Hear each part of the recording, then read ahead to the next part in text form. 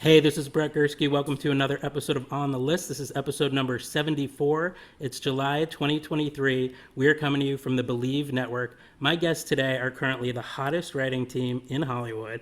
One of them has been a friend of mine for a long time. The other I'm just getting to know. Together, they've written on some of the most popular TV shows ever, including a little show you might have heard of called Family Guy. Other credits include American Dad, The Orville, and AWKWAFINA's NORA from Queens. Now they've taken their talent to the big screen with what is sure to be the comedy hit of the summer, Joyride. I've seen it. I loved it. I'm going to talk to them all about it. Of course, I'm talking about Cherry CHEVAPRAVATDUMRONG and Teresa HSIAO. What's up, Cherry and Teresa? Hi. Hey. How is that? You know what? You practice my name. You didn't practice Teresa's, so maybe you can practice it now. Teresa, it was close. It was close. It was close. It was close. Yeah. What was it? Heard worse. It's like it's Shao with like Shao. Oh, yeah, wow. yeah. Yours seemed like the easy one. I know, it's true. It's three consecutive vowels and then the H and the S. It's hard. It's hard. Okay. Well, now I know it. See, I know Cherry longer, so yeah. You know what? It's fair. We've both heard so much worse. It's crazy. Okay. Good. I practiced. So we are on Zoom right now. So the video from this podcast will be available on YouTube and Instagram. It is so good to see you guys. It's always a pleasure. But this week in particular is a very big week in your lives, quite possibly the biggest. Your movie Joyride is hitting theaters everywhere nationwide Friday, July 7th. How are you feeling? You're in the home stretch right now. We're spiraling. We're exhausted. We've never been better. Truly, this is yes. She can say the positive things. We're nervous. We don't know what's going to happen. But we are thrilled and excited. But we are shitting our pants. Yes. Okay. Yeah. Well, that's an interesting mix. Excitement, nerves. So this movie has been many years in the making. It was first announced in 2018 when your script was set up at Point Grey, which is Seth Rogen and Evan Goldberg's company, and at Lionsgate. Then it seemed like the pandemic may have delayed things a little bit, but then just a little. But then in July 2021, 2 years ago, you announced your director and your cast. It stars, for people who don't know, Ashley Park, Sherry Cola, Stephanie Sue, Sabrina Wu. So that was 2 years ago. Then you started filming October 2021. Now it's hitting theaters July 7th, this big summer release. So you actually premiered it 4 months ago at South by Southwest. What was it like in March, the first time you saw it with an audience at the premiere? It was incredible. I mean, we have been living with it obviously for so long now since we shot the movie 2 years ago. So to finally have other people see it was very cool, and especially at South by, where Austin is incredible. Everyone was like a little bit drunk, which really helped. So it was really fun. We love a late night screening. We love a screening where it starts at 9 and people have already had dinner and sloshed a couple drinks down, and then they're ready. And there's the crowd there is big also. So seeing it with that many people, like 1,200, 1,300 people, is awesome. Yeah, South by Southwest, for people who don't know, is in Texas, and it's like the coolest, newest kind of, all the edgy movies kind of premiere there, right? Yeah. And us. So yeah, comedies. I feel like it gives comedy a chance. It's great for comedy. Yeah, it's awesome. Yeah, so that must have been cool. And then the reviews start pouring in. It was holding steady with 100% on Rotten Tomatoes for 4 months. What was that like when the reviews start coming in and they're so good? We like the reviews. 100 made us nervous. We knew it wasn't ever going to stay at 100 because yeah. It's crazy to have a movie be at 100 unless you're Paddington 2, I guess. Yes. Right. Exactly. And we are not as good as Paddington 2. Controversial. There's some things in the movie that we definitely know that people aren't going to like. But it's holding steady. Yeah. It's what is it, 93? I feel like it's been like a 93, 92, 91 today. I don't know what it is right this second, but yeah. The 90s is really good on Rotten Tomatoes, don't you think? So I got to see the movie last weekend. I told Cherry this. The audience was laughing so much, they were screaming laughing, not just like giggling. They were like screaming laughing. That's why I think it's like the sleeper hit of the summer. I got that same feeling in the theater that I got the first time I saw The Hangover and Bridesmaids, where people just like can't control themselves, And so that's why I think people have to go see this in the theater this weekend, because that's how, it's intended to be seen. There's nothing like seeing a good comedy where the people behind you are laughing so loud that you miss the next joke. People in front of you are laughing so much they're like falling out of their chair. Like, it's rare when we get those kind of movies, and this is that kind of movie. That's what was going on in my screening, and the audience even cried a few times. So Yep. it's got heart. It's got heart. Spoiler alert, guys. People tend to have an entire range of emotions when they're watching it. Yeah. So That's a nice thing. You know, it's not just Oh, it's raunchy good. comedy. I mean, that we kind of, we intended it the entire time to have both of those effects. So it's like being actually able to see it have that effect and have that exact effect that we wanted on people has been awesome. Yeah, the way I've been describing your script to people is hilarious and heartfelt. That We'll those are take wait, it. those are we Yeah. will take wait, are those Sherry's keywords? And then the third one's horny. Yeah. It's something like that. Yeah. Well, that'll get people into the theater more than mine. Really, that's all we want is for people to come in horny and leave hornier. Yes. Wow. Yeah. Yep. That's an amazing endorsement. Well, If our movie inspires someone to bang someone immediately after they leave the theater, then we did our job. or before they leave the theater. Honestly, You know what? Brett, I love the way your mind works. You know what? Great. Perfect. Yeah, just finish watching the movie first. Yeah, or whatever. You multitask, whatever works for you. I think we're going to get people in the theater just from these few little tips. Right? Okay, great. They're great. That's what we want. Yeah. So we're going to do a deep dive into the movie in a little bit. But first, I want people to get to know about you guys, because this podcast is like my own version of Inside the Actor Studio. But today it's Inside the Writer Studio. So a little backstory about how Cherry and I know each other. We met through our friends Seth MacFarlane and Alana Kleiman. I always heard your name for years through them. They were always raving about you, how you're the best, you're so fun on set, you're the coolest. And then, of course, I had to become friends with you, too. We would go to movies together. We'd go to Sunset Tower for Seth's birthday parties, Vibrato for Seth's, musical performances. And one thing that always happens when we hang out is we just laugh pretty much the whole time, either about something or someone, or it's just always... I like the someone. You're just like, no. Exactly. It's just always a very good time. And throughout the whole pandemic, we were on a group chat with Alana, and we still are. And it was our outlet to kind of inform each other what was going on in pop culture, because during the pandemic, there were a lot of people getting canceled. And, now we use it to talk about the writer's strike and our picketing plans. And I got to picket with both of you and some of the Joyride cast at the Fox lot. So that's where I met Teresa. And Sherry Cola was ordering like pizzas for everybody. She was really nice and generous. And I got to hang out with, the Joyride cast and crew, which was cool for me. So that's my little backstory on Cherry. Anything you want to chime in about Seth or Alana or our friendship with them? First of all, shout out to Seth. Literally just the day he posted about the movie, which was so nice of him. So that was awesome. And he's a big fan of you guys. We're like, oh, stop! Oh my God, we all go back so far. It's crazy. Yeah. And so that was really nice. But yeah, no, I like the when you said that basically what we all do is just like we just laugh the entire time. That's literally how me and Teresa started writing the movie, is like we would just hang out and laugh all the time. And then we were like, well, we're writers, maybe we should like type some of these things. This is how we type. Like it looks exactly like this. We share a laptop, this laptop, and then we do this. Me right hand, her left hand. That's what this is. Wow. It's literally that's how this movie started. It's just because we're just like friends, like fucking around, and then we were just like, oh, like, what if we kind of start putting some of these ideas down in a way that they could actually become something written at some point in time? Like no pressure on ourselves really, but just like, oh, this is fun, these like put some jokes on paper. Well, I love that. Like when I saw the Joyride trailer for the first time, I remember thinking like, this was an idea in Cherry and Teresa's head that's now going to be a movie that the whole world can see. Like it was so major. It was awesome. It's so exciting.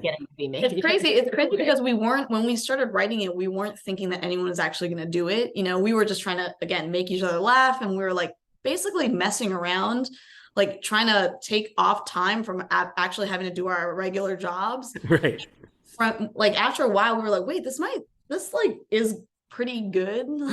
We like something. We like it. Maybe other someone people else will might also like it. And luckily enough, there were people who were like, yeah, we do like it, and we want to put this sick, twisted thing out in the world. It's amazing, and here it is. It's coming out. Before we get to it, though, before we get to it, people have to know more about you guys. So we'll start with tell people where you guys are originally from. Where were you born or raised? Ann Arbor, Michigan. I was born in Indiana, Bloomington, Indiana. My parents went to IU, Hoosiers go Hoosiers. But I was raised, our family moved to just outside of Boston. So I grew up outside of Boston. Nice. And so, Cherry, you've told me that growing up, your parents were kind of strict about what TV shows and movies you could watch. Oh Which, yeah, they were. It was weird. It's like in my early childhood, they weren't as strict, and then when you get to the age where they're like trying to actually like middle school, high school, where they actually like, oh, your grades count. Then they got and they were like, you can no longer watch anything, and that sucked. And then I can't even remember how this happened since I wasn't allowed to watch TV. But at some point, I caught a glimpse of Saturday Night Live, and I was like, you got to give me one. So that was like the one thing that they would let me watch, and then that's kind of the best one. yeah, then they're not home, and then I'm watching whatever when they're not home. But I mean, that was officially the one that I could watch. But yeah, they were like, no, thank you. And then the opposite happened to me. Sorry, guys. That's what's so funny is that, they were protecting you from maybe raunchy content and then you went off and created it yourself. They should have banned like law. Yeah, banned I know. Like, finance, oh no, banned medicine. The medical profession is terrible. You definitely shouldn't go into that. Just Totally. Reverse psychology. It backfired on them big time. I know, it's always funny because I'll make certain pop culture references to the 80s or 90s, like Beverly Hills 90210, and you'll be like, never seen it. And I'm like, I've literally never seen it. No, Sherry's seen nothing. We found out yesterday she hadn't seen Twister. I'm sorry. But that's not because your parents wouldn't let you, right? That's just you were busy doing I just somehow never saw Twister. Yeah. It wasn't, I want to say it probably didn't, I don't think it, yeah, exactly. But no. There's a lot of movies that you haven't seen. It's like, we play this game where, holes. Go ahead. Well, no, we play this game where it's like, you list a movie that you think everyone in the group has seen.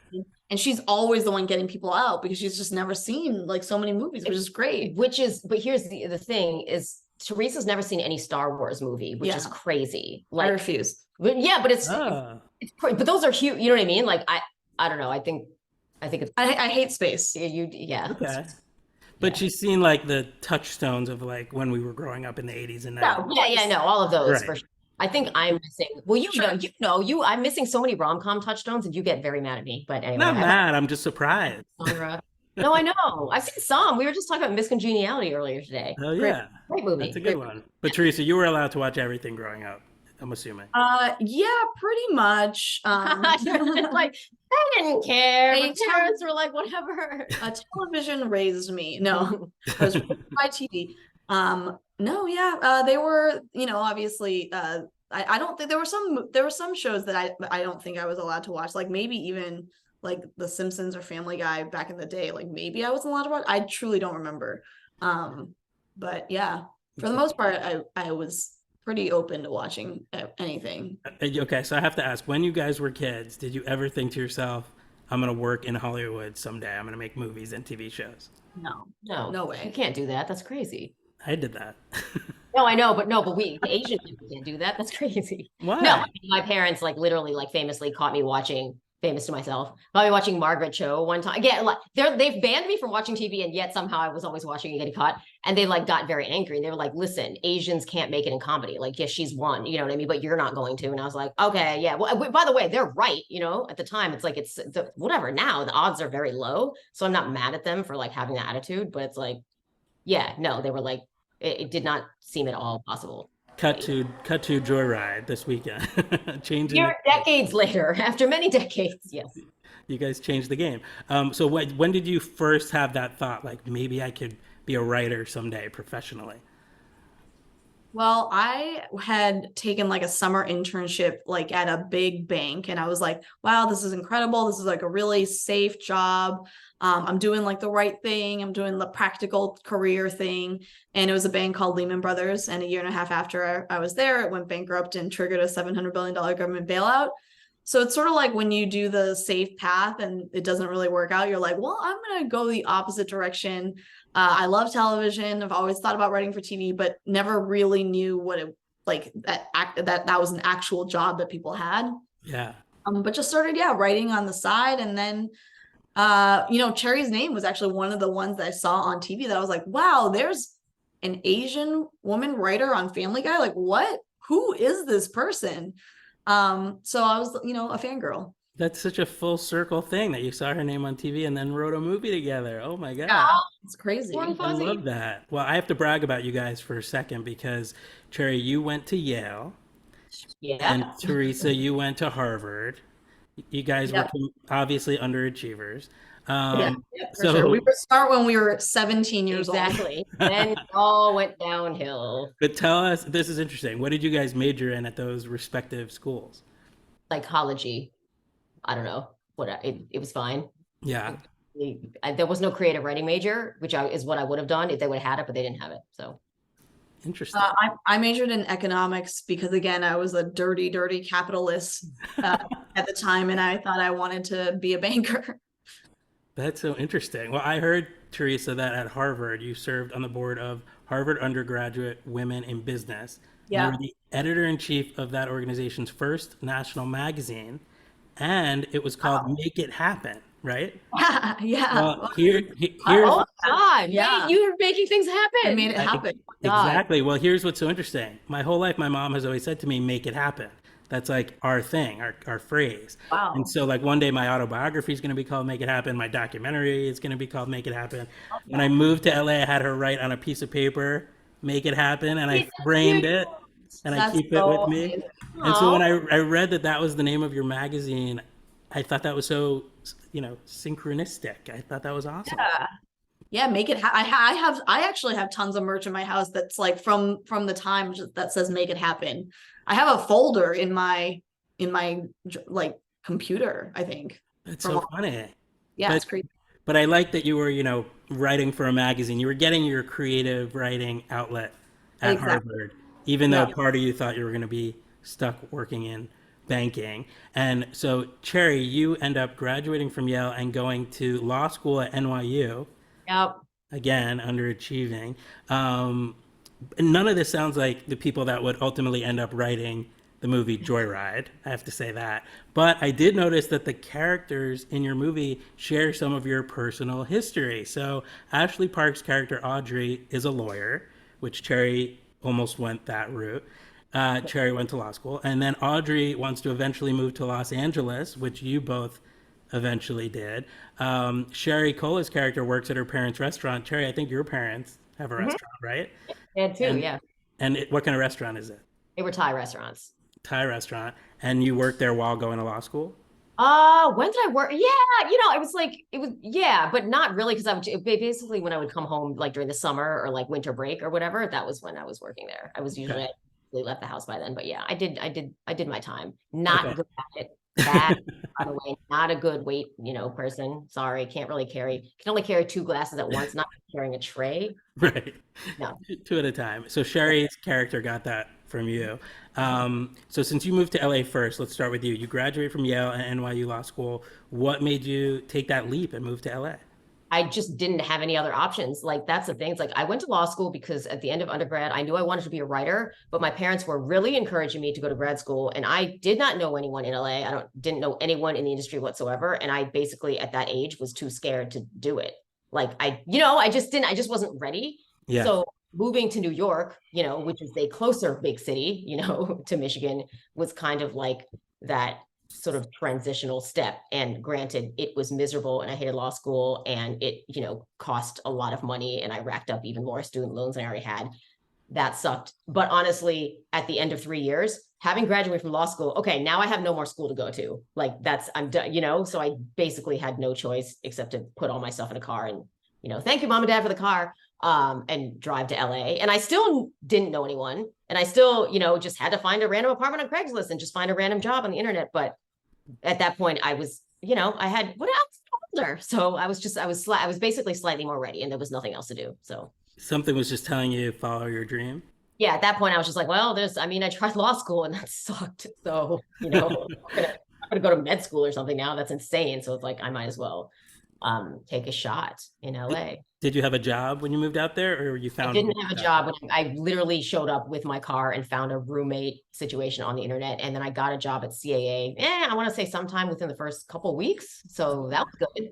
So that was nice. But yeah, I showed up just being like, hello, hello, city. I don't have anyone to call here at all. It's amazing. What was that, 2005? Oh, two. Oh, 2002. Me too. I'm 2002. Oh, nice. So, okay. So tell us how you get the job on Family Guy. That was 2005. That was '04. Okay, so I Oh, got that because I was in the inaugural year of the CBS Writers Mentoring Program. okay. And as part of that program, they let you go and just observe, just sit in someone in your mentor's writer's room, and just observe. So my mentor was Greg Garcia. So I went and hung out in the writer's room at Yes Dear. And Okay. that's where I met Chris Sheridan, who, like, a couple months later, Family Guy got uncanceled. It had been canceled and uncanceled a couple times, Right. but time it got uncanceled and they brought him back. Chris Sheridan, they brought him on as one of the showrunners with David Goodman, and Chris Sheridan remembered me from hanging out in the Yes Dear room, and was like, "Oh, I'm staffing now. Do you have a spec script? Do you have an agent?" And I was like, "Yes, I have both those things. Here's all the information." And so basically that was, so whatever, he passed my script along to David. You had an agent then? I got an agent Oh. sometime during the program. I feel like there was like window of time where it's like sometime during the program. Yeah. So it's by the time he like asked me that, I was like, yes, here's all my official stuff to send. And my manager, Helena, also I knew by then too. So yeah. So basically that was it. It was like, it was one of those things. And here's the thing. I also knew Chris through my other friend, Alex Carter, whom I met being an assistant at Industry Entertainment, where my manager was and still is. So it's like I kind of knew Chris from two different avenues by the time he called. So it just kind of goes to show you just never know. You know what I mean? I was just like, oh, I just like sort of like showed up, was like, hey, some dork observing your writer's room for a couple days. And friend of friends, and then it kind of all coalesced together. I love that story that he remembered you from hanging out. You do, yeah, pretty much. That's Yeah. so cool. Oh my God, guys, I was so incredibly charismatic as the dork sitting on the side of the room watching people do their job. Right. No, but he liked it. Does she have a spec? Oh, God. Oh, the dork has a spec. Oh, that loser, the loops for the corner has a spec. Please send it in. But that, basically, so thank you, Chris. Yeah. It must have been a good spec. Brian was a loser. Yeah. Oh, yes, it was brilliant. Yeah, no, no, he was. What was it? It was a Scrubs. Thank you very much. Scrubs. Nice. And yeah, no, but I found out later that the way he read specs then and still does now when he's staffing for his show Resident Alien is he takes all the cover stuff and reads them blind. So he knew me, but then when he was reading, he didn't know me. So it's so nice that I didn't find this out till years later that he was like, oh, but then I liked your spec best. And then it turned out, I was like, oh God, I hope it's that girl, like who's perfect. Also, whoo, okay. So that's nice. That's amazing. Was Rich Appel there at the time? No, I think he came like maybe 4 years later. Okay, because he's a friend of ours. He's the showrunner of Family Guy. So at one point, you were the only female writer at Family Guy, right? For a while. Several points. Yes. I had a couple windows where it was just me. What was that like? Fine, because I always liked, when I started, it was me and Alex Borstein. So I definitely liked it when I had another woman in the room, but when she left, but by the time she left, I'd been there for a couple years. So it was like, this is not ideal, nor was it ideal when it was like the two of us, but it was fine. I think at the time it was like when you're living through it, and this is a very long time ago. It's the kind of thing where I was like, well, it's just my job, whatever. I'm going to continue doing my job, and I'm friends with the other writers, and this is fine. Looking back, it's insane. Yeah. It's crazy that anybody for any window of time, when we were there together, we were the only two women and the only two people of color on staff. That's insane. You wouldn't do that with a new staff now. No. Wow, that's fascinating. And they even mentioned it in one of the episodes of Family Guy, how you were the only female writer. It was like a joke. There was a joke about me being the only female writer, and there was another half of that joke that was also about me being the only person of color, that they cut that half, because then it was like, oh God, oh wow. Yeah. Like, no, really shining a spotlight on, yeah. The really self-own over there. Yeah. Well, what do they say? You broke the glass ceiling over there? Over there, I can't. Oh, you mean for what that actual joke was? No. You broke the glass ceiling being the only female writer at Family Guy until. I didn't do it on purpose. I was already, you know what I mean? I was like grandfather. It was like that. Then we lost one. You know what I mean? It's not like they like hired me to be it was like me and Alex were there, and then she left. So then it was just like, well, no, I'm still here. So. Well, I have to mention that your name comes up a lot on Family Guy episodes if people who are fans of the show want to go back and find these cherry Easter eggs. So I found out that there's an episode called Jesus, Mary, and Joseph where Peter rearranges the letters of your name in the opening credits, so people can look for that. There's an episode called Dead Dog Walking where Peter talks about you during the opening credits and talks about how you're a lawyer and he gives out a fake address for you, which is a funny joke. You never did end up becoming a lawyer. I did not. And I have not. That's the thing, is like these jokes were all like at Family Guy, the writer's room is separated to different rooms. And I would always be like in a different room and then come back and then find it. You know what I mean? Like, you know, that another room had like done that. Yeah. Well, they were doing it out of love, right? I mean, yeah, no. Yeah. And then in the episode No Giggity, No Doubt, Peter mentions you as someone enjoying titles. Okay, go on. Sorry. Yeah, Peter mentions you as someone who should go on an excursion with Meg. Oh, really? See, Yeah. here's the thing, from having worked there for such a long time ago, I don't remember this one, truly. I don't know whether you do. I don't remember any episodes. Great. of I'll Family go on Guy. an excursion with Meg. It's fun. Yeah, let's do it. I guess nobody wanted to, so they offered you up. Oh, okay, great. I'm assuming. So you worked at Family Guy from like 2004, 2005, all the way pretty much through like 2020, off and on. Season 4 through season 18, you wrote scripts, I think? No, well, I guess because the seasons come out like much later than Right. I'm actually there. I went to the Orville in 2016. Right.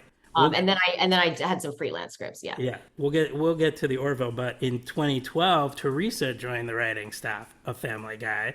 Was that the year? Okay, guess so. Literally We don't people have been know. asking us, and we're just like, we're like, we we're don't sure we've know. been friends for like over 10 years, but we don't know. Okay, thank you. Yeah, it's 11 years. Giving us the answer. Wow. Well, I love that it's full circle that you saw her name in the credits and then you ended up working there. So Teresa, how did you find your way to Family Guy? I had been I was working in LA, and I just had scripts that I was writing on the side. I had a finance job over at NBC Universal, and ended up answering essentially like a classified ad. It was like looking for comedy writers, and I was like, I'll just send in my script. Who knows what's going to happen?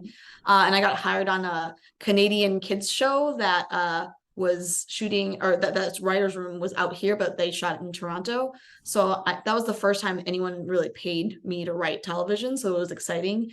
But that was, we wrote 20 episodes in 12 weeks. We were in like the attic of a church on Gower. So it was a really random kind of little show, but that got me an agent and a manager. And the next season they sent me out for staffing and I got hired on Family Guy. So it really was kind of like going from, like single A baseball to like all of a sudden like, hey, you're starting in the major leagues, which was really different and great and also terrifying. So that's actually how I got started on Family Guy.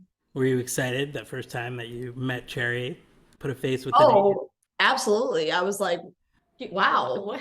Again, yeah, it was gorgeous. Were you? Oh my God. It's like you show up and you see another incredibly hot woman at work and you're like, just ooh, fucking psyched. yeah. There's two super hot women at work. I feel like it's always just, I don't know whether this is the same for you. It's like when I showed up, I was just so fucking terrified. I wouldn't even have registered anything. Do you know what I mean? I was just like, I hope I don't even know what I was thinking. I was just like paranoid. I was just, you show up in a writer's room and you're just completely paranoid. Right. Like, really, it's as a baby writer, Yeah, like absolutely. when it's like your first staff job, and you're just like, well, hope I don't get fired, hope I do the right thing, you know what I mean? So it's like almost not even registering a lot of things. But you were there at least to, take Teresa under your wing. Oh, we would take walks together. It was warm and fuzzy. That's yeah. so nice. Yeah. It was Sanity nice. walks. Sanity. We needed called it them. a little sanity walk during lunchtime. So you guys were like instant friends? Is that safe to say? I both will say yes, and also I have no memory. You know what I mean? We can't tell you. It's like probably, but I literally probably. definitely probably, but we don't. I don't remember. I wouldn't be able to tell you when the first time we took a walk was. You know? Yeah. No, it's okay. But the fact that you took walks at all is what's important, right? Guys, we left the building and got some fresh air. You know what I'm saying? Like, and that's We needed key. it. That's key. Yes. Right, A exactly. lot of those windows at the Family Guy office did not open. You know what I'm saying? It's like you'd be in the rooms, get out of there. Probably good for safety. Yeah, probably. Exactly. So, Cherry, you mentioned Alex Borstein. So, I want to talk about the voice cast for a minute of Family Guy because it's legendary. Alex Borstein is Lois. Seth MacFarlane is obviously Peter and Brian and Stewie. Seth Green is Chris. Mila Kunis is Meg. You got to write for those actors for all those years. you had those voices in your head. What was it like writing for those characters? These like not just the, you know, iconic character, but the voice actor behind the character. Oh, it's so fun. Like that's the thing. It's like, especially coming into Family Guy, you know, it wasn't a new show. So it was like existed already. So we already knew what the voices were going to be. And they were so ingrained that it made it very easy. Like you Yeah. could, and it was so much, it's not necessarily like starting a new show. It's like the voices were in your head already just from having watched previous, and you knew these people were funny and you knew they were going to elevate whatever, you know, joke you were going to write. And of course, Alex and Beth literally in the room also. So Amazing. yeah, it's just fun. Yeah, that sounds amazing. And so was it always cool? Did it ever get old, like hearing your words come to life at the table read and then in the episodes? No, it never gets old, especially at a table read, because that's literally, you know, on a TV show, especially on an animated show, that's like the play. You know what I mean? Yeah. It's like here, oh my God, the curtain's going up and this is the show. So that's always fun. Yeah, I've been to some Family Guy table reads. They're epic. They're so fun, and everyone's like cracking up. It's the first time everyone's hearing it out loud. Yeah, it's nice. And Yeah. and then sometimes, you know, you get dead silence because they're not all winners, and then people are not cracking up, and then you it. So that's what writing is. Right, exactly. You just keep making it funnier. I love that. So when you guys look back at your time on Family Guy, what do you remember most? Do you have favorite episodes or just favorite moments? I'm partial to the episode, like obviously because also it was my episode, but the one just because I got to do this, where like Stewie and Brian are watching the entire Fast and Furious franchise. I knew you were gonna say that. Because it's my, you know what I mean? It's like my thing. It's like you take your own thing and you're like, oh my God, I got to actually put it and make it somebody else's thing. It's like that's cool. Cherry loves the Fast and Furious movies for people. Yes, and I think also Cherry loves One Direction. I do. And so I that do. was an All right. exciting moment where we got Yes, to we record, or so you got to. I don't know. who I was know recording, but Liam and they Louis came into recorded. the We met office. them. We have their picture. Yeah, we have. Yeah, I mean, come on, that's Yeah. Cherry's the number One Direction / Harry Styles fan. Absolutely, yes, I'm sure of all the billions of people in the world who are fans of them, I'm the number one fan. Yep, sure. Yeah. Well, who else got them on Family Guy? Yeah, we did it. Yeah. So sure. You did it. Yeah, you always worked your, you know, Fast and Furious references into the show. You have to really know your pop culture to write on Family Guy because it's full of pop culture references. That must have been fun. Yeah, it's nice. It's nice to have been able to use that. Totally. Yeah. Okay, so now in 2014, Cherry stays at Family Guy. Teresa moves to another Seth MacFarlane produced animated series, American Dad. What was that like, switching shows? You guys weren't working together anymore. Oh, but we were still in the same building. We were still in the same building, The so we walk still still took our happens. walks. Yes. Oh, good. Yeah, it was great. It was another, obviously another Seth show and a different kind of show. It was a really fun environment. The people there were like, great. It was just fun. I mean, obviously it's a very different show, but he still does the voices for a couple of characters, and so Right. it felt like it was still in that same universe no matter what. So, and of course we needed the walks. I love these walks. Yeah, you know, you can get your steps in. In retrospect, it's like we should have written a movie earlier. I don't know honestly- what we were talking about. Honestly, why were we not breaking a whole movie literally every day during our lunch walks? We could have just done like 20 minutes a day, and we could have like Joyride could have come out like 8 years ago. Yeah. Exactly. We You know fell what? The down on world the wasn't job. ready It was for no. it, No. time. Yeah. So The world wasn't ready until July of 2023. So we're almost up to that. So 2017, Cherry, you become a writer and producer on another Seth MacFarlane show, The Orville, seasons 1, 2, and 3. Our friend Alana Kleiman's a producer on that show too. Seth created it. He's an actor on it along with Adrian Palicki, Scott Grimes, Penny Johnson-Gerald, Jay Lee, Jessica Zor. I also visited that set a few times. What was so cool about it? Right? Yeah, it's so cool because it's like, Here's an office building. Here's a whole spaceship. Yeah. exactly. I was going to say they gave you an entire soundstage at Fox, and it was an actual 2-floor interior of a ship. Yep. Like that was not like separate rooms that are just filmed. That is, You little walk all the way around it, go up the spiral staircase, go upstairs. Yeah. it is built to scale. So what was that like going from, you know, an animated comedy to a live action sci-fi show? That was great because going from animation to live action, like literally useful skill for having, you know, for like filming a movie later. It's because it's such a different thing. I just come up in animation. There were just simply things that I did not know about being on a set that I got to learn on the Orville. So that was very nice. That's perfect. And then that segues perfectly into 2018 when Teresa becomes a writer and producer on the 5th season of the hit ABC sitcom Fresh Off the Boat, also going from animated to live action. Oh, yeah. Right. I guess that did happen. I'm like, You're like, yes, yes. but what you have said about this, and by the way, this is very timely for what's going on with the strike and everything like now, is just like, that was where, because at Fresh Off the Boat, you have a set buddy. So it's like, if you've never been to set, you go with someone who's more experienced and then you can learn, you know, which is so not happening on like most, you know, very short order or streaming shows nowadays. And that I feel like that's also valuable. Like before we set foot on our own movie set, we had been on sets. So yeah. And part of the reason why, I mean, obviously that I think that show is great. And part of the reason why I did that season was because I had gotten basically the show Awkwafina's Nora from Queens had gotten greenlit, and I was like, wow, I've never had any set experience. I need to actually go and do a show and be on set before, you know, being, you know, creating the show, because I had never done it before. Because again, we had just like, draw this, and it had been drawn. And obviously it's very different.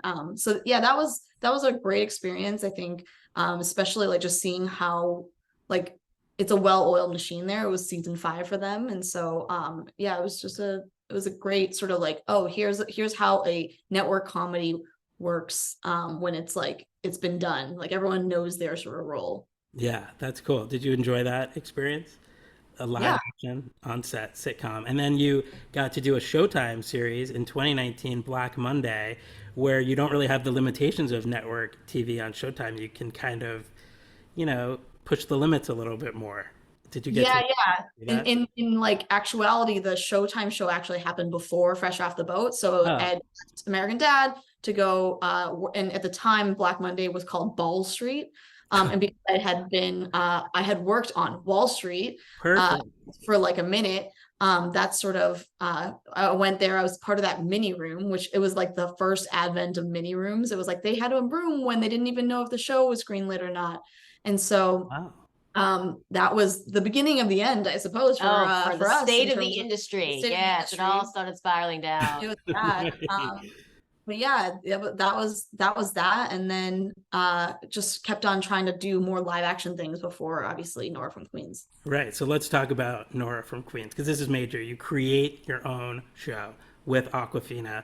Awkwafina is Nora from Queens on Comedy Central and HBO Max.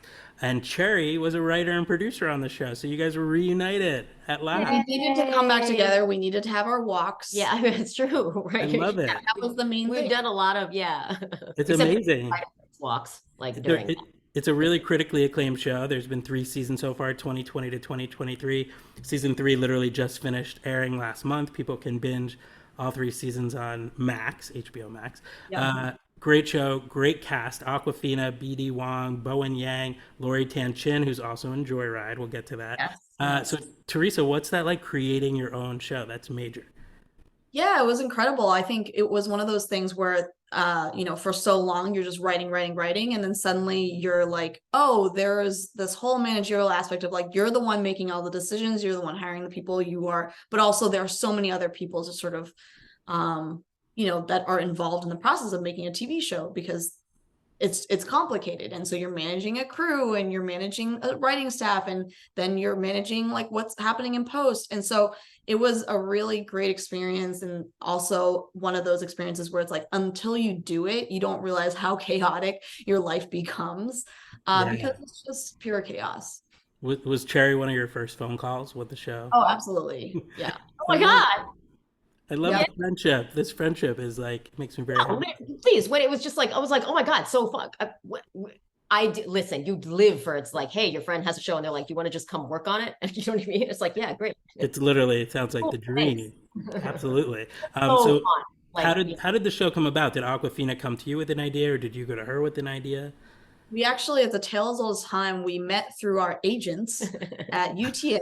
So, you know, shout out to UTA. Have you heard of packaging, which has gone away now, but was a thing? Shout out to UTA. So what had happened was that she had actually had Comedy Central had been talking to her about making a TV show with her. And I think they had paired her up initially with a writer who like totally like didn't fully understand her sort of sensibility, I guess. Okay. And to her credit, she kind of was like, you know what, I want to find someone who I connect with and I like sort of knows basically my experience. And so we met for like coffee or something, and I think she was meeting a lot of people, and then we just got along really, really well, and we just like immediately hit it off. And that's how it all started. It was something that was like kind of plopped into my lap, and I was like, okay, hey, make a show for this person. And at the time, nobody knew who she was. You know, she was someone who would like kind of come out. She had done like a bunch of YouTube videos, Right. but she definitely wasn't like a household name at the time. It's amazing. I love that. And it's such a good show too. You guys nailed it. How much fun is that show to do? It's so much fun. She is so incredibly funny. Like working with Nora has been like, it's always chaotic. There's always something going on, but yet like she is able to like nail the comedy, but also the like groundedness of the character, which allows us to do some insane things. It's like, okay, you can have her have like a really heartfelt moment with her dad at one point, and the next point she can time travel and talk to herself from 2003. It's like, it's so wild, and having that, like, it feels a little bit cartoonish in that sense, like kind of harkening back to the old animated days. And I think she's like, for her, the ability to pull that off is really unique. Yeah, well, first of all, she's an amazing comedic actress, but she's an unbelievable dramatic actress. The Farewell was one of my favorite movies of that year. Yeah, That absolutely. movie blew me She away. can do it all. It's too much. Yeah. It's amazing. I love it. It's annoying, It's okay? annoying. Like, with that, like, oh my God. Well, you guys are doing it all now too. So, do you ever stop and In front of think? the camera. Oh we my will gosh, freeze we're up. ready. No, We- I don't again, know. Teresa has been mistaken for cast in the show. Literally, people have walked up at South by. Someone walked up and was like, "You were great in the movie." Absolutely. I think it was just because they saw someone coming out of a car. I mean, That was the only reason. guys, get a car, okay? Get a car. And then everyone will think, yeah, Yeah. that's the Okay. key. No, but I think you guys could pass for, movie stars. You guys have been working these red carpets. I've seen it. I've been watching it. Oh, we okay. could be background, maybe. Maybe we could be a little background. bit, yeah. Right maybe now you're behind the scenes, but we'll Yeah, revisit that. Okay, We'll great. see. So all this time, like, do you guys ever stop and think to yourselves, like, wow, we've written a lot of episodes of TV over the years? You know what? Yes, I would say yes now, especially. And again, everything is at the forefront of it, because of the strike. It's like people who just have started literally are on shows where there are just fewer episodes, like numbers wise. And so having come up in a time when that actually was like, you could have like a viable career, Right. because on a show that had 20 or 22 episodes a season or something, and then would get another season as opposed to being canceled after 2 seasons just cause, like, it definitely is a thing that I'm thinking about a lot more nowadays, just because, we're fighting for, I don't know whether we're ever gonna get back to that, but you know what I mean? Just seeing the people fighting for what we have right now to hang on to it. It's crazy. Absolutely. Yeah. Family Guy had like 22 episode seasons and you were there since 2005. So that's Network television. Yeah, it's a different, and those shows definitely still exist. They're out there, like they're mostly 1 hours now, but it's like it's possible, but it's rarer than it used to be. Well, 18 years of TV episodes led you to your first film. So during all that time that you guys were working on these TV shows, creating TV shows, you were also writing, selling, and ultimately making Joyride. And for both of you, this is your first movie. So tell me how you decided, like, let's take this leap into the movies.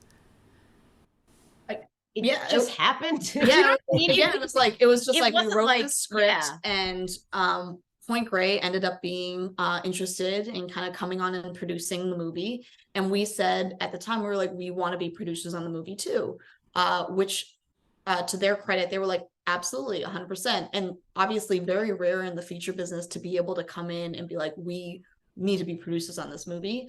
But that just meant that, especially in features, a lot of times the writers throw in a script and then all of a sudden they're gone. Thank you, get out. But We'll do whatever. because we were producers on the movie also, we were there, for all the prep, all the hiring, all the casting, all of production, all of, shooting the movie. On set every On day, set every single rewriting day. every night and on the weekends. And absolutely rewriting. Because like, obviously there are days where like you don't end up getting something, and so you have to rewrite something else. And oh, you lost a location, so we have to rewrite something else. So like, obviously we all know like writing happens at every stage of production. Like there was no way anyone can be shooting a show without writers. Yeah. I don't know how it's happening right now. Hopefully it's not happening. But it really was like absolutely, and obviously we were also coming up with alts every single day in terms of like us, and then also we had a couple on-set writers who were there, and it was just like a constant, we were like working straight through. It was nonstop. It for was so the long. entire time we were there. This was a 7-day-a-week job. You know what I mean? Like we were like, people were like, "Oh, how'd you like Vancouver?" And you know what? No, Vancouver is lovely for the 3 hours that we actually got to like walk and I see went it. to the park one time. Yeah, literally. It's like, oh, the one time I could walk to the beach, that was nice. And there are some good restaurants there. But we don't know. We literally don't know because we're like working the entire time. And then and then obviously we came back and we were in post and we were editing. And to what Teresa said, still writing during editing, because you're editing the movie and you're making decisions about the story. But then also you're literally coming up with new lines because you have ADR, sometimes you're putting a joke in the back of someone's head to like fill in a space, or just because we're trying to cram in as much comedy as possible. So like writing happens during like all of post as well. And so we were there. And so long story short, we're very tired. We're exhausted. We're shells of our former selves. Yeah. Well, do you think it was all the TV experience that gave them the confidence to make you producers on it and reward you in that way? I mean, I think it definitely helped. I mean, they were like, "Oh, well, these are people who have like been working in TV comedy for years and have been on, like sets before. So this seems fine. We'll teach them the way that we make movies," which, by the way, is very much like how TV comedy works. Like Point Grey, very much like a group project, like several writers, like pitching. It's kind of like our Video Village is like, it was like our little joke tent. It's like we're pitching. It's like little tiny Family Guy gag room, just in a tent in Vancouver in the rain. So that was very, they were into the way that we had worked previously, and and we were into the way that they were. Like when they were like, "Oh, we do a lot of alts," we're like, "Great, we love it. We're used to it. You need it." Exactly. Right. You want the biggest laugh you could possibly get. Yeah, and you want options because you never know. Like the thing that made you guys laugh on the set or whatever might, when you show it to an audience, legitimately might not make them laugh as much. And it's, and honestly, that's nice word to have something else to plug into that spot. Right. Well, so all of the hard work paid off because people are going crazy for the movie, myself included. I've been posting about it not just because we're friends, but because I genuinely loved it. Like I said, it's like that same feeling you get from Bridesmaids, Hangover. Also, Whoopi Goldberg was raving about it. That moment was, that was really cool. That was great. The Joyride cast was on The View. Whoopi went crazy about it. She did a rap about the movie while Sabrina Wu beatboxed. It reminded me of Sister Act 2, which is my favorite Whoopi movie. She does an exact kind of, rap beatbox scene in that movie. What is that like when you're watching The View and all of a sudden Whoopi Goldberg is just talking about how it's her favorite movie that she's seen lately? I mean, it's amazing. We'll take it. It was like that in the Amy Schumer moment, like, and see, like us, because we weren't there, but us watching the cast react to that is just so, they love each other. They're so wholesome. It's so cute, like just watching their genuine reactions to being psyched about all this stuff. And then we're psyched that they're psyched. It's awesome. It's amazing what you guys have created. Yeah, Amy Schumer FaceTimed them while they were in the middle of doing press. They thought they were talking to like interviewers, and all of a sudden it's Amy Schumer being like, "I want to be best friends with you guys." Yeah, that's great. It's great. It is one of those crazy things where obviously we feel really grateful that we got to make a movie, and we're like, wow, the fact that people are seeing it and responding in this way is really nice.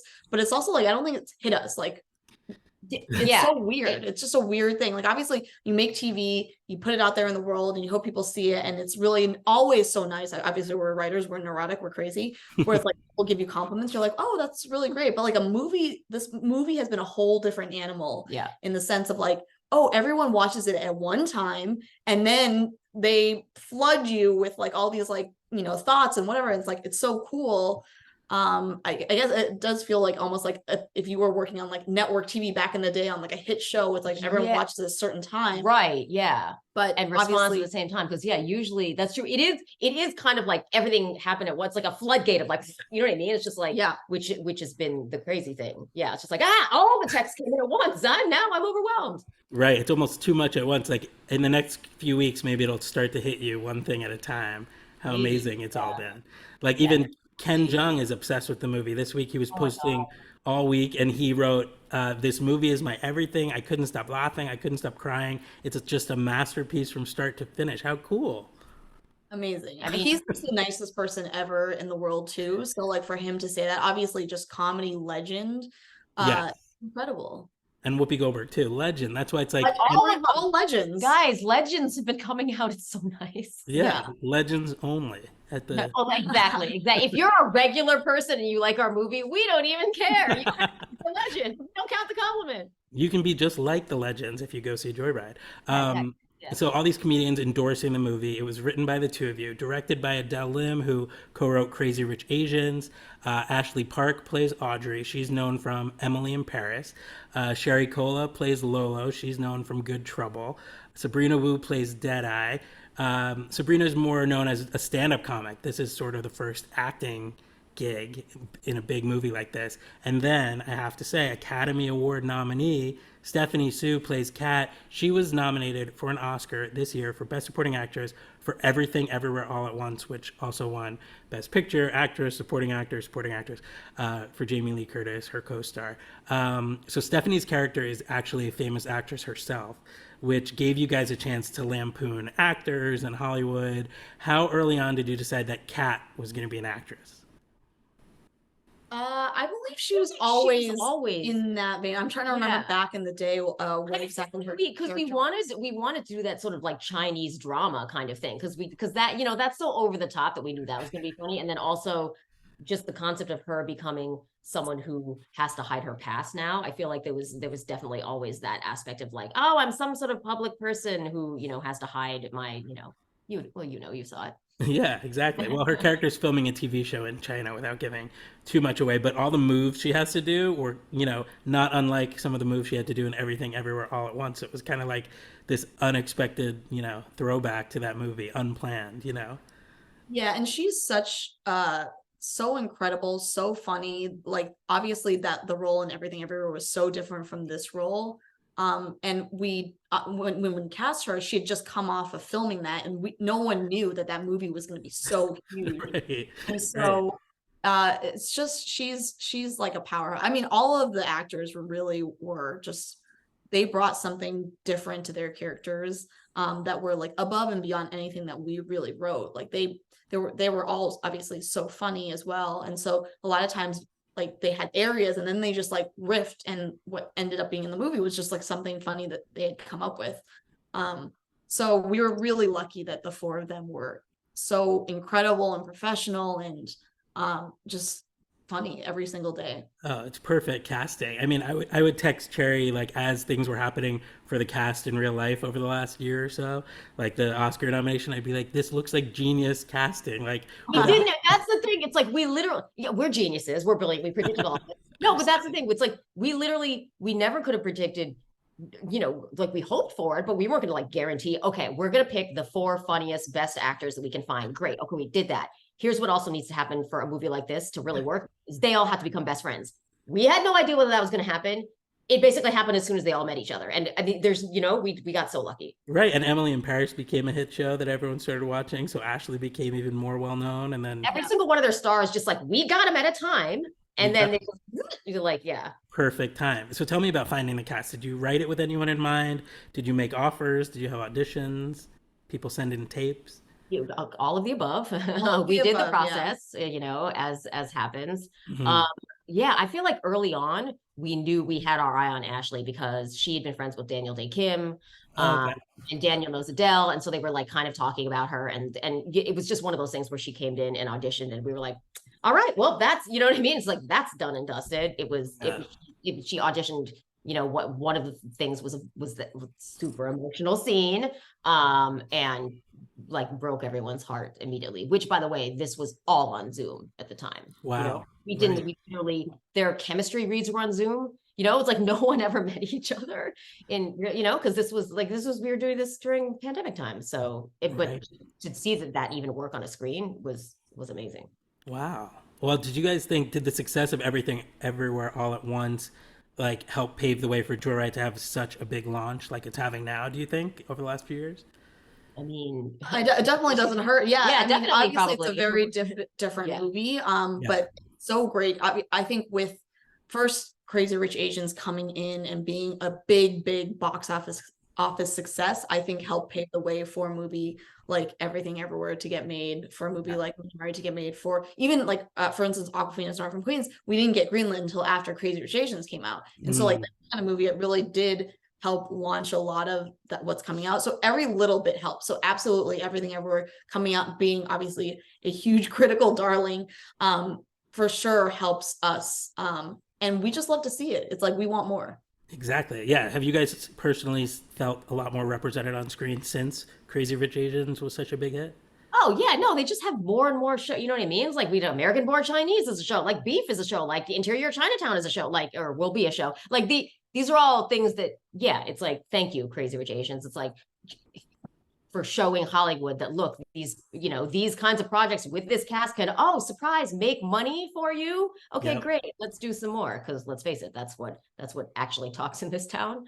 Yeah. And I do think obviously like Crazy Rich Asians was coming off the back of like fresh off the boat, being a successful network sitcom, which is coming on the back of like, listen, yeah, like the Joy Luck Club in 1993, the first big movie that really had Asian leads. And so it all kind of like built up. It was like teeny tiny small ladder steps. It felt like Crazy Rich Asians was like one thing that was like, wow, this is like going to open the floodgates a little bit, which, it did. And then hopefully it's like we just get more and more, and then the representation question just stops being a question. Like true equity is when we don't have to be like, yeah, representation. Yeah, it's like true equity is when we can flop hard and they're like, great, here's the next Asian project. We'll still give that one money, even though this one actually was a huge failure. But we don't be our project. Not ours. Not yours.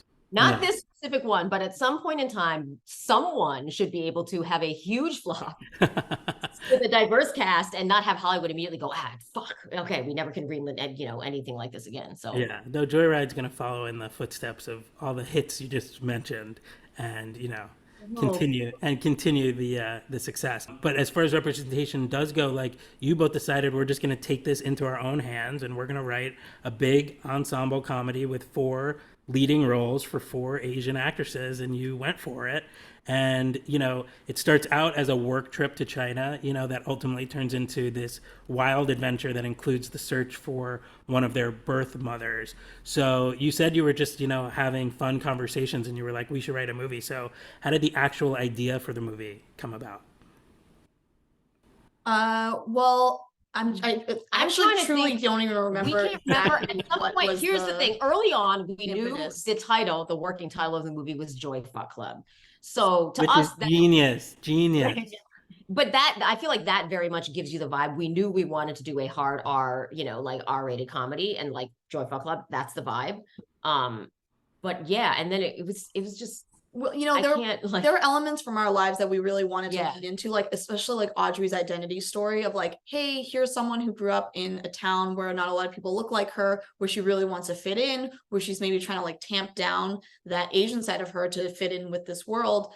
That was one character, but then also the character of Lolo, who is her like unapologetic best friend, who's like, I am secure in my Asian, heritage, and I love my identity.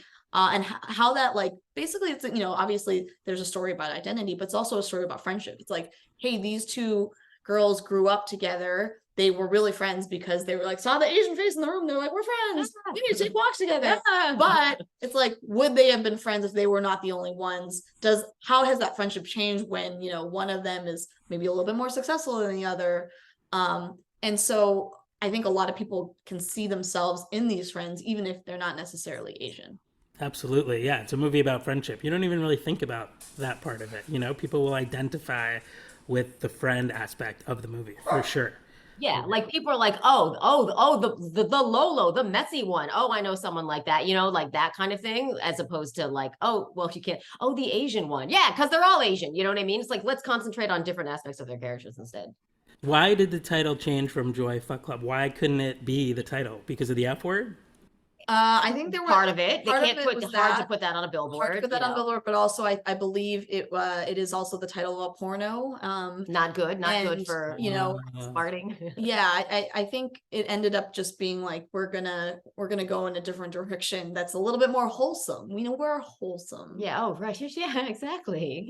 Well, they kept the joy part of the title. Yeah, exactly. Shout out to Mana Yamaguchi from Lionsgate who came up with the title because we were struggling struggling to find a title that was like, hey, there gives a little bit of a nod to the Joy Luck Club, but also isn't, it has a little bit of edge to it because, there were some rides in the movie. Yeah, Exactly. Yeah. It's a road trip movie in a way. So Exactly. it worked. Yep. I did notice the tagline on the poster says 4 friends, 1 trip, no luck. So they did get the Joy Luck Club sort of, if you look for the Yeah, it's in puzzle there. pieces, it's in there. So while you guys were writing it, were you ever like, no, we can't do that. No, that's too far. Or were you always just like, let's go for it and see what happens? Yeah, that second one. Yeah. Really? No, well, this is our comedic sensibility. You know what I mean? Like Yeah. point, I don't think has either of us ever like pitched a joke that like offended the other one. Like, come on, like this is what we do, like this was our job. And it was, and we were just like, especially in writing it, you're like, go for it. Why not? You went for it. You guys absolutely went for it. I would say that the movie is sex, drugs, and K-pop. Yes. Listen, those are some good keywords. Those are things that everyone loves. Yeah, I mean, That's the new thing. This is going to be a good time. Exactly. Sex, drugs, and rock and roll is old. Sex, drugs, and K-pop. That's the new thing. That's Joyride. Did you guys have a good feeling while you were writing it and shopping it around that it was going to sell? Did you get? No, I mean, No? you never sell. When does a spec feature sell? Do you know what I'm saying? It's like the odds are so low. Like, honestly, they're so low. Like, if you get a spec feature that it ends up being like a good sample, that's a calling card, that then you get like, like called in a pitch on something else or whatever, like that, that also will take that. They don't get made. It's crazy. It's like, the pie in the sky. That's insane, And so you just hope for the best. Pretty much. But while also expecting the worst, because that's what this whole town is. Right, exactly. But operate technically. How did you end up choosing Point Grey, Seth Rogen and Evan Goldberg as your producers? Well, they had done this thing before. Obviously they had produced a lot of movies, Good Boys, Blockers, Sausage Party, and we just wanted people who not only kind of believe, like they were like, we believe in you guys, but also we want you to be like, we want your voices to be heard in the movie. We really believe them, especially, James Weaver and Josh Fagan, who were our producers who were there. Josh was there with us the entire time on set. And they were just really hands-on producers. So it was incredible just to be able to learn from them, because not only were they like, okay, here's how to make an R-rated comedy, but also it's like, but also we want to make sure your voices are heard as well. So, we just thought that they were the right people to kind of take this in with. Yeah. Like, we trusted them and then they trusted us. Like, because there definitely are culturally specific jokes or moments or just vibes in the movie where they'd be like, we don't know, but you guys know, so we'll go with it. And they were open about that from the beginning. So that was very nice. I love that. Yeah. And it definitely fits the brand of the kind of movies they've made. So you know what you're getting when you go to see Joyride. That's true, yes. You mentioned it filmed in Vancouver. Was the original plan to film it in Asia, where their trip takes place, but then the pandemic happened? It was never going to be filmed in Asia. We were going to do like maybe like second unit to get some exteriors, but that didn't end up happening maybe a little bit because of pandemic. But they filmed, Point Grey has done a lot of their comedies out in Vancouver, and big Asian population out in Vancouver. So shout out to Vancouver. Yeah, it worked. Listen, it's a city that we never got to see. Exactly. We hear it's gorgeous. Exactly. Well, listen, it does a good job doubling for China and Korea, and you guys nailed it. You really feel like you're on this, worldwide adventure with them. And like you said, you guys were on set for all of it. Do you guys have a favorite day or a favorite scene from shooting? K-pop was lit. Like that, because it was a music video. So basically what you're watching is a concert, it's like you're watching people dance and sing in front of you. And after every single take, it was like, like screaming and applause. It was so hype. It was literally as if we had gone to a show. It was your own One Direction that you created.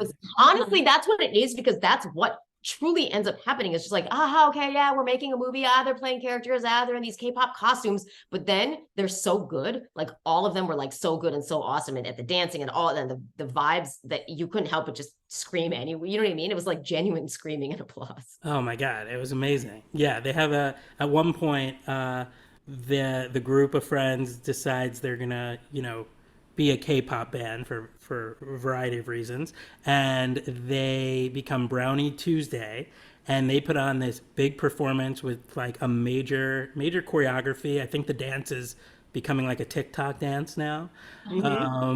And so music plays a big role in the movie. And can I say the song that they dance to, or should I leave Yeah, it as a you've surprise? been singing all over the place. Okay, so they dance to Cardi B's WAP, which is, an explicit song, we could say. Yeah. Was that the song in the script? Or That song actually ended up, we were getting close to, we always knew where there was going to be a song, and we were getting close to shooting, and we basically were like, well, the pie in the sky version of this scene would be WAP, which who like would it ever It's ever gonna be actually happen? expensive. Yeah. But Right. what ended up happening was that we wrote a letter to Adele wrote a letter to Cardi B. We had written lyrics for the song, and then it was all of a sudden like, yeah, she's cool with it. And we're like, what? Really? Excuse me? I think it's great for her. It's a great When trip. do you get your first choice of anything? You know what I Yeah, mean? That's so- another thing. It's like, when do you get to make a movie? When do you ever sell a spec? And when do you get your first choice? I mean, So that was a really special moment, and then just being able to obviously see them do the whole dance. Dance, yeah, that is a major set piece in the movie. And the girls are actually really talented singers. We know Ashley Park sings from Emily in Paris, and Stephanie Sue was in the SpongeBob the musical on Broadway. So they get a chance to show their singing and dancing ability. yeah, they're that little part where they do that deep in the night a cappella thing, like that was them. They just made up their own arrangement of that because they're both, Broadway babies. They're just like, Uh. "Whoop," they did it, and it's like so perfect and so funny and so lame all at once, which is what it was supposed to be. And we were just like, okay, well, great, thank you. It's amazing, and it's so fun for the audience too to see all that. Yeah, that moment always gets a laugh because and Lolo's reaction to it and thinking it's lame, but it's like they are really good at it, but it is ridiculous. Like, what is this, like, old song? Yeah. It's so good. And the Brownie Tuesday moment is very, very memorable for many reasons. There's a tattoo during that scene that Whoopi Goldberg wants, which I'll let people see it for themselves. Once you see it, you can't unsee it. And speaking of music, the whole movie opens with a Dave Matthews Band song, Ants Marching. And Dave Matthews is my favorite musician of all time. I've been to Oh my God. Okay. million concerts since 1994. I always sit front row. I've hung out with him after, like he's my Harry Styles, basically. Wait, can I ask you this? Okay, so you hung out with him. Yeah. Do you think that he would like the movie and Your movie? appreciate the way Yes. Oh, yeah. Totally. Well, here's what's funny. So the movie's starting. The Lionsgate logo comes up on the screen. Ants Marching starts playing. Before I put my phone away, I quickly text Cherry to be like, a Dave Matthews song, my number one favorite thing. And then a few minutes later, I realized they're making fun of me because it shows that the town is all Five. white people and Dave Matthews Band is just white music. And then this Chinese family has moved to town. So I thought it was kind of funny that I was so excited and then I walked right into the joke. We love it. We love it. You know who else loves Dave Matthews? My brother. Okay. Oh, okay. There you go. So yeah, it made it like this town was very, milk toast and Americana and that kind of thing. And it starts in 1998, I should add, and that song is one of his big hits from the 90s.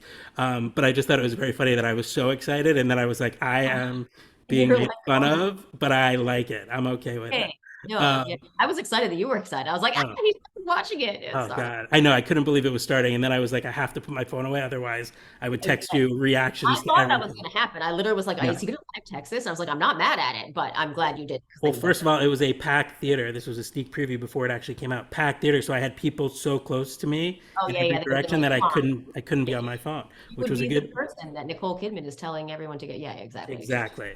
By the way, I knew it was going to be a rowdy crowd because they clapped for the Nicole Kidman ad before, and they Yeah. like chanted. That's a marker. Yeah. That's the marker, and they all said out loud, "Heartbreak feels good in a place like this." So, okay, I want to talk about the supporting cast of the film because there are so many familiar faces that pop up throughout the movie. You guys got the best cast in like every role. You got like the best person imaginable. So Ashley's parents are played by Annie Momolo and David Denman. Annie wrote Bridesmaids and she appears in it. David is from The Office. So those are those parents, and the fact that you had like a bridesmaids kind of Easter egg, which is what this movie feels like, a bridesmaids type movie. You have Meredith Hagner from Search Party, who plays this American that they encounter on the train. I won't give anything away, but things don't go as planned for them in that moment. And then Desmond Chan plays Clarence, who's Stephanie Sue's boyfriend in the movie. He's an actor too. He's on the show with her. He's saving himself for marriage, so she has to behave a certain way. Lori Tan-Chin is Lolo's grandma. She's so funny. I mentioned she's on Nora from Queens. So you guys, I'm assuming, wrote that role for her. Tell me about getting this supporting cast. Yeah, definitely had Lori in mind when we needed a sort of mouthy grandma character. Perfect. But yeah, each one of those people that you mentioned, they're all so funny, and obviously they were all so game to do everything. Like Desmond, who is basically just there to be objectified. So, but also is also incredibly funny, and he brings the sweetness to this character who a lot of times, it's like, yes, he's a beefcake, but he's also like someone that you kind of you're like, I think we're rooting for them to get together, even though it's like he's kind of a dork, and so it was just so fun to be able to have these actors come in and then be able to like say, hey, we're gonna have a million alts and we're gonna play around, and for them to be like, yeah, cool. It was amazing. Yeah, I also have to mention Daniel Day Kim, who you guys mentioned. He plays a role in the movie. Don't want to give away who he plays, but he is so great in his scenes. And you have Baron Davis playing himself. Sherry Cola's character slides into his DMs and they meet up in person. Was it written into the script as Baron Davis? We definitely had some like we knew we wanted her to meet a basketball player who'd gone like from the NBA over to China, just because that's a real life thing. And so because he's done acting before and he's again so funny, so game, he was kind of the obvious choice. Yeah, him and Sherry improvising those sex noises were dead. I Completely dead. mean, they could have their own spin-off movie, those two characters. Absolutely, 100%. And the Cat and Clarence spinoff, I'd watch that too. Like, That's true. That's true. I like it. All of a sudden, it's a universe. I love that. Now we're the Marvel Cinematic Universe. Okay, get out of here. The Joyride universe. I love that. But the movie really doesn't shy away from anything. The drug scenes are like nothing we have ever seen before in a movie, for sure. Sex scenes are like nothing we've ever seen in a movie before, for sure. What was it like writing those? Because you guys seem so proper in real life. Oh, really? Oh my God, Yes. so nice. Oh, no, compliment. Well, fact, we definitely tried that Theragun basketball thing. Safety first, guys. Had Okay. to make sure it worked. We did all the sex in the movie to make sure that it was safe. You had to make sure that a devil's threesome was going to technically work. Okay, guys, write what you know. We were just trying to come up with like, you know what I mean? Just like funny, outlandish stuff, basically.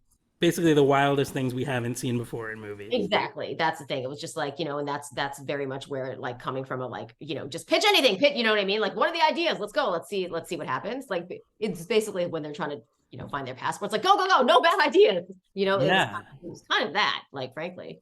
Well, it's interesting because it seemed like the cast was game for anything. So you They did were all, they were all amazing. They were game for anything. They were so funny and professional at the same time. Like all of it, like it was ideal cast. Like we can't say enough good things about them. Yeah, you guys did something right because they all were down to go for it, I should say. So I have to ask, how did your parents react to seeing the movie at the premiere? We come full circle to your parents limiting what you could watch, and now they get to see what their daughter put on screen. Teresa's dad hasn't gotten to see it yet, so he sees it on Friday morning at 11 a.m. Eastern with 19 of all of my mom and dad's friends. So I'll get his review then. My parents were like, they liked it first of all, and I think I had oversold it to them because I told them this is such a hard R-rated comedy. I'm so sorry if you're offended by anything, and then literally at the end they were like, I was just like, oh, they're like, yeah, whatever, that wasn't that bad. Like, what's the big deal? And I was like, oh, my parents are super cool. Sorry, I didn't know. All these years, you didn't know your parents were cool with all of it. Exactly. Unbeknownst to me the whole time. But yeah, that was very nice. They laughed.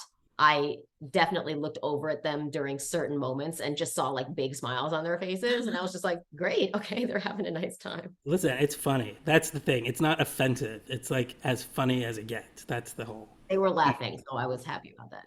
Well, your parents were the barometer for this whole thing, so luckily they liked it. If Yeah. they liked it, Yeah, everyone will like saw it. it again today. Yeah. Yeah, my mom and dad are seeing it apparently 5 times. Oh, they've already bought the tickets? Yes, Thank they are you. seeing it with different groups of friends. Oh, that's awesome. Yes. That's So they're going to be really amazing. trying to contribute to the box office. Yeah. My mom is doing viral marketing. I would 100% see it again. It's definitely one of those movies in the theater. I mean, it's definitely one of those movies that you want to go back and watch again, especially with a crowd. Especially Yeah, with totally. This is crowd necessary.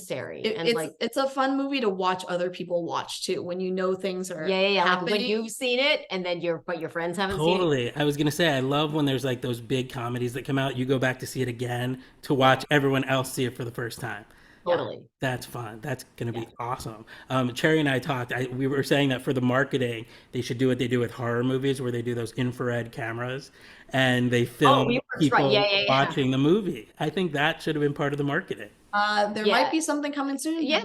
It's Yeah. interesting that you bring it up. Yeah. Okay. That's perfect. Yeah, I think seeing people like falling out of their chairs, reacting to certain moments would be amazing marketing because everyone wants to go and have that feeling. So tell me about the premiere. You just had the premiere last week. It was in Westwood at that amazing, iconic premiere theater.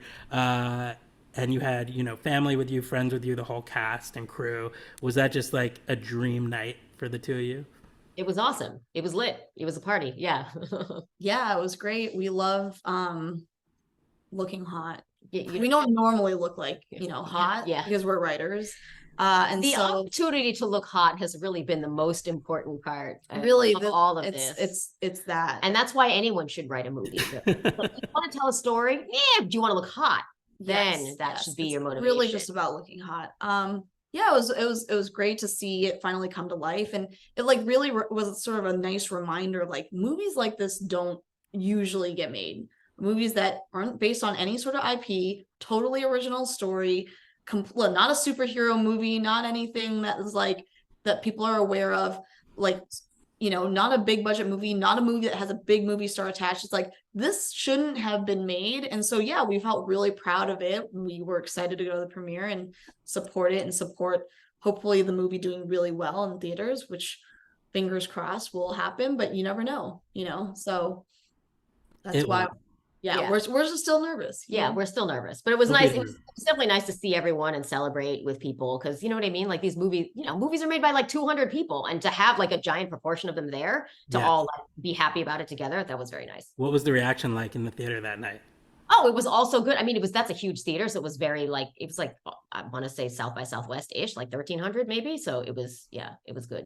Boisterous. I think there was an applause break after something that had never happened before, and I was like, oh, okay, great, cool, So maybe the K-pop performance. It's well, I mean, it's a different reaction every time, but it was like a good reaction. Yeah, this is making me want to go see it again in the theater so I could watch people react to it. Go right after this. They're showing this evening. We could all go. Totally. Oh, right. It's coming out early.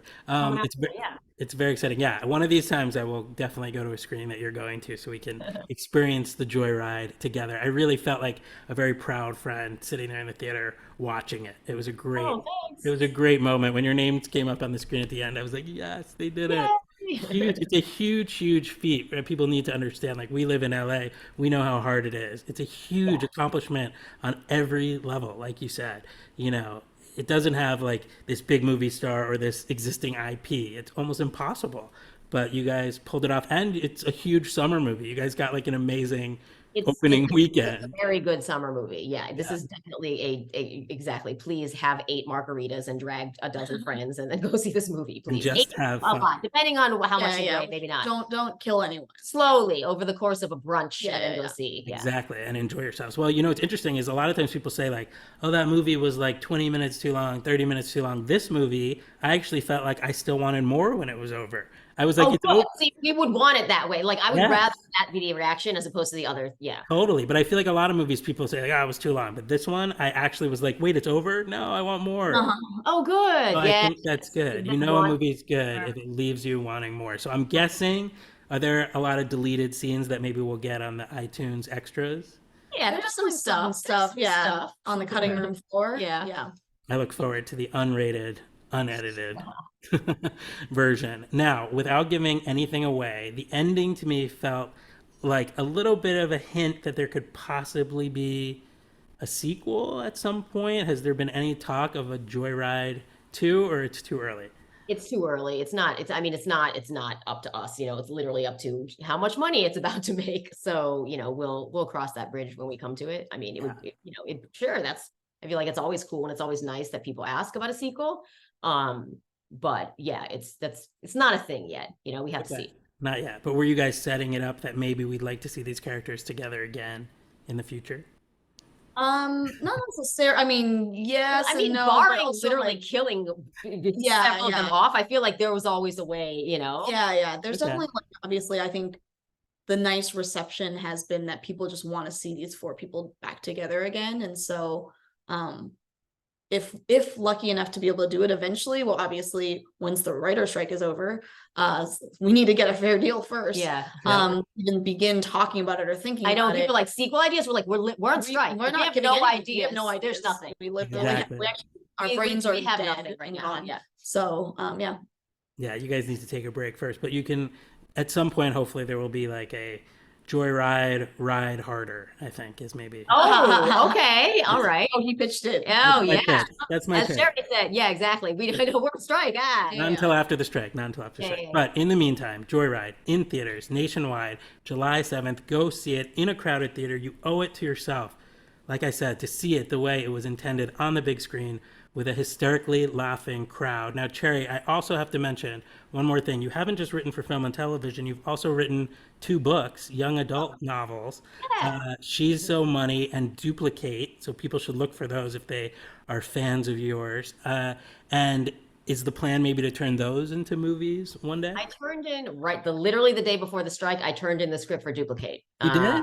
Yeah. Marseille Martin attached to star. So we'll see what happens. Again, you never know. You know what I mean? You can write a script, but who knows whether it'll get made. But hopefully, because she would be amazing in it. You know what I mean? Like she's playing that dual role. So yeah. Wow, I didn't even know. I didn't even purposely lead you to that. I thought. Oh yeah, it's like yeah, okay, yeah, but yeah. So fingers crossed there too. Oh, I love that. Yeah, so check out Cherry's books. One of which is becoming a movie. And so maybe I know I don't want to get ahead of myself, but yes, it has become a script. So we'll see. yeah. So what's next for you guys? Otherwise, waiting for the strike to end, I guess. Is that picketing? We're picketing. Picketing, baby. Yeah. We have well, I have a strike umbrella. Yeah. Now that I have to order a strike umbrella because it's getting hot out there. Yeah. Oh, you guys, by the way, are the inventors of writers fits and picket fits. Explain what that is. Well, that actually started from the writers' room of Nora from Queens, where it was the whole writing staff. It was kind of a joke at the beginning where it was like, oh, a lot of times writer rooms are, not super fashion forward and everyone kind of looks like crap. And we're like, basically as a joke, we're like, let's take pictures of ourselves, like trying to look cool. And then it became writer fits. And then obviously once we were on strike and not in rooms anymore, we decided to do it for the picketing purposes, and it's called @PicketFits, and it's just taking pictures of cool outfits on the picket line. I know. I'm waiting for the day I get on picket fits on the main. Oh, yeah. Oh, we've got your photos banked. Yeah. I've been in the stories, but I want to be on the main grid. GQ did a story about picket fits. Guys, we made it. Yeah. It's huge. I mean, it's amazing. So everyone, go to Instagram, writer fits, picket fits, and you will not be disappointed. Another thing I have to mention, Cherry. You love your cat, Robert. I told you I was going to mention him. Oh, yeah. Like, I love my dog, Buddy. He's your child. And loves her cat, Kiwi, by the way. Oh, I don't know him. Oh, I got to follow him. Does he have an Instagram? Kiwi does have an Instagram. I think it's Kiwi the couch cat, because she used to live in a couch. When she first got here, she lived in a couch for 10 days. Yeah. Oh, wow. And then, Cherry, tell people what Robert's Instagram is. Chonky Bob. Chonky Bob, CHONKYBOB. And he's a great follow too. Buddy has one as well. Buddy Gursky, Also a great follow. Did we hear him barking earlier? And then you politely one quick bark. But he's been very well behaved. But that's what I'm saying. I'm like, talk, buddy. We want to hear you too. Totally. I know he's very well behaved. He knows I do podcasts somehow. He knows when I'm recording. Dad's working. Okay, yeah. Totally. It's actually pretty fascinating. So what can you tell people about Robert that they should know before they follow him on Instagram? Because he's got, a very unique personality, right? Oh no, it's literally the only way you'll ever see him, because he's deathly afraid of all other people. So except for you. Right. Yeah. It's amazing. Okay. Our household, that's it. Yeah. Well, go follow Same with you. Kiwi and Robert and Yeah. Buddy. Yeah. Okay, before we go, I always like to ask my guests, what advice do you have for someone who dreams of having a career like yours? Oh God, like ours or just in general? A writing career Yeah, or yeah. film, TV. My advice is just to keep doing it basically because like I feel like we've just been hammering on this like the odds are so low, you know what I mean? Nothing ever gets made, nothing ever gets sold. But here's the thing, like but some things do, you know, like and it might be you and if you quit or stop and by the way, again, you know, shout out to if you decide to quit or stop and that this is not for you and you leave town or whatever and yay, you know, like mental health or you legit decide you want to do something else, that's great, but I just always like to encourage people to really, really stick it out because you never know. You know, it takes some people longer and it takes some people shorter, but it, you know, it'll definitely not happen for you if you decide not to do it. So like, don't give up on yourself, basically. Exactly. Yeah, I would say like part of writing is kind of living life, I would say. And so much, obviously, writing is like you want to keep writing, but give yourself permission to just stop writing every now and then and like go and do something cool, do something fun, meet new people, because you're going to get more ideas and inspiration, I think, from those moments that will then help inform your writing than just being so like, oh, I need to be behind a keyboard at all times writing. That's really good advice from both of you. I love that. It actually reminds me of what Joyride fan Whoopi Goldberg once said, which was never give up because the day you do, success may have been right around the corner, which which I always think of. It's so true. And she loves Joyride, so she knows what she's talking about. Smart So woman. she's a very smart woman. She's an EGOT, and she loves Joyride. Exactly. I mean, come on. So, okay, the very last thing we do here and on the list, it's called the mystery question. We started this episode 1 where the guest from my last podcast leaves a question for my next guest, and that's how I end every episode. So, the guest on my last podcast was Taylor John Smith from the movie Where the Crawdads Sing. So, Taylor sent me a mystery question for Ooh. episode 74. It was printed and sealed in this envelope. Oh And my God. then I'll have you guys send me mystery questions for my next guest, whoever that may be. So I will open it for you guys and read it right here. I know. This is very intriguing. Yes. Well, it's a great way to end each one and link every episode together. So, Taylor John Smith's mystery question for Cherry and Teresa is, if you could go back in time 10 years ago and give yourself one piece of advice, what would it be? Chill the fuck out. Like chill. Just fucking chill. Like it's gonna be fine. You know, I just feel like, especially, and I'm talking to myself and other people who work in comedy rooms, is like you can get into your own head a lot, or you can just like, what's going on? You know, like just just relax. It's honestly, it's like Teresa's advice, like go live your life. Like this isn't it. You know what I mean? The job is not 100% of your life. So just relax. I like that. Yeah. I definitely feel that. I think also it's like, I think especially as a writer, you're going to have a lot of jobs, hopefully, and there are going to be some jobs that are just not your thing, like not your vibe, not your room. The people around you may not like totally understand your sensibility, and that's okay.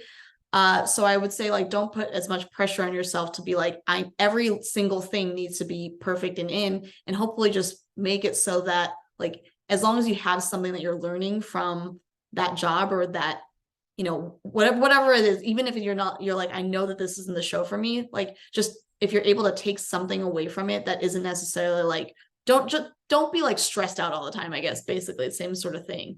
Because you're going to be able to take something away from every experience you're in, and hopefully it'll make you a better writer going forward and a better showrunner going forward.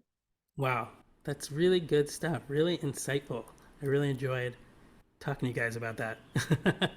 When Ashley says that's really insightful in the movie, oh my God, I'm delighted. Okay. Oh, right. I guess I just quoted the movie, but I guess also 10 years ago, advice you would give yourselves is write Joyride one day, right? And go. Yeah, one of we these should have done it days. earlier. But yeah. I love it. All be behind us. We wouldn't be spiraling now. We'd be done spiraling. But No, the best is yet to come because the movie is about to hit theaters July 7th, Yay. 2023, nationwide. Joyride. That is a wrap on episode 74.